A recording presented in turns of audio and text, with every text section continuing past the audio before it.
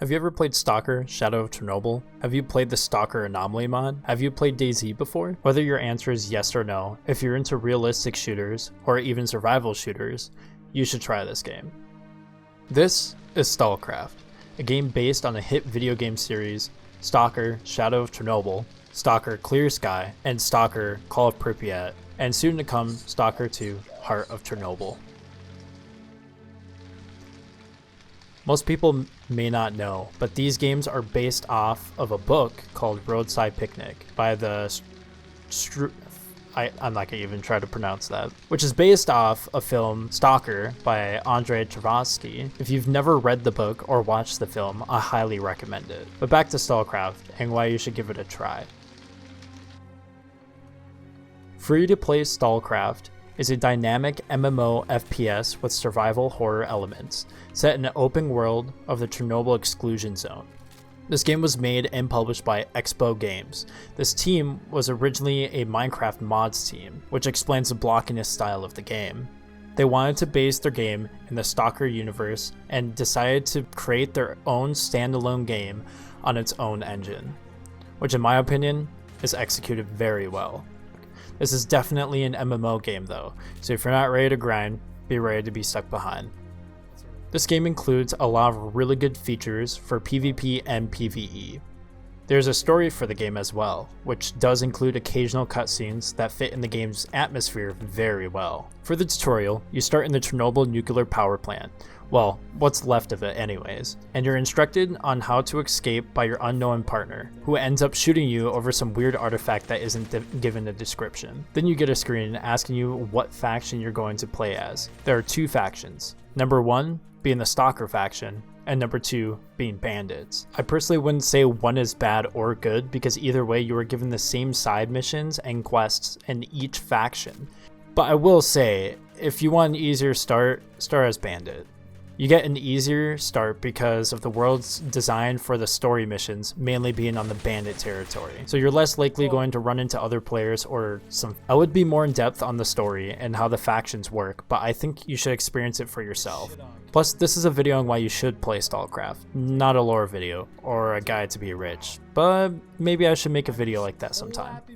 The crafting mechanics in this game are very easy and straightforward. The gear you want to upgrade will give you a list of items you need, but not where to get them. Do you want some new NVGs?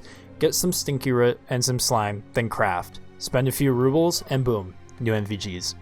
The PvP gunfights in this game are very engaging, even when you are killed. Some people might disagree with that, but I think it's really cool that you can respawn back at the HQ in the sector you have died in and have a chance to go back and fend off your gear you just went around collecting. In some cases, you won't even be able to get that stuff back, but that's okay because the grind isn't really that bad. To get the gear you just had again, it takes less than an hour of running side quests and or events to get what you need back. If you're worried about losing gear, you have a personal storage that travels with you HQ to HQ.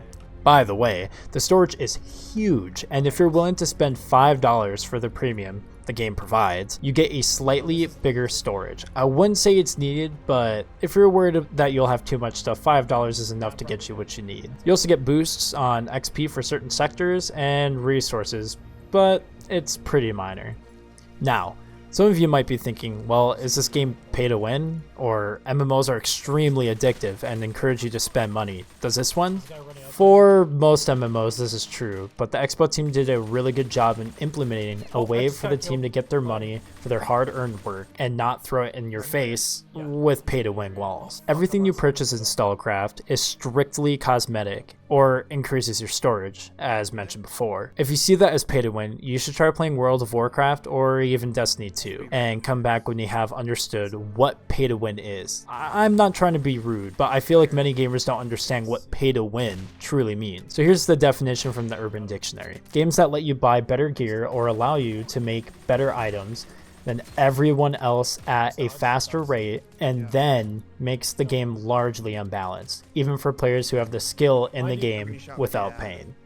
The current player base isn't huge, but is very supportive of each other. If you're reading reviews on STALCRAFT, you'll see that some players disagree a lot with the PvP and how players are going about it. But Opinion alert. I think these players are inexperienced in how to play tactical survival games. Granted, there are some choke points on the map, but you are given many different pathways in entering certain quest areas and or zones. Some of these openings aren't shown directly on the map, but if you're exploring as you should for an MMO FPS RPG, you'll be able to learn the map and how to get around way more easily. Now, granted, not every player plays this way, but I do think the game does encourage you to explore the areas more, because sometimes you will run into an NPC in the middle of the woods that will just give you some money alongside with a small side quest with a pretty entertaining story. On my playthrough as a bandit with my friend Pallated, links in the description, we ran into a stalker that was injured and asked if you would be able to take him back to a safe area.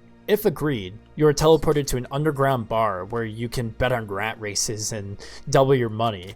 As you keep winning, if you're winning, a mysterious mob boss will give you some jobs to do, which include bounties, courier missions, and cleaning up after some gross radiated boars. I won't spoil more than that, but a small amount of exploration is encouraged by the devs. I definitely recommend looking around each area and find out what you can learn about the zone. From the PvP, exploration, story, and even the crafting, I definitely recommend this game if you're looking for a tactical FPS survival or an MMO game. This game is free to play. You should try STALCRAFT. Oh my god, dude.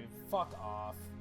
If you don't have friends to play with, feel free to join the Discord server with other creators and gamers ready to grind some STALCRAFT. The server is made by Expo Games, so feel free to try it. You can also follow my Twitch if you'd like to see me play some live gameplay of STALCRAFT, every day from Monday through Saturday. Links in the description. And a big thank you to Pallated for creating the music for this project. Be sure to check him out. Thanks for stopping by, and see you in the zone.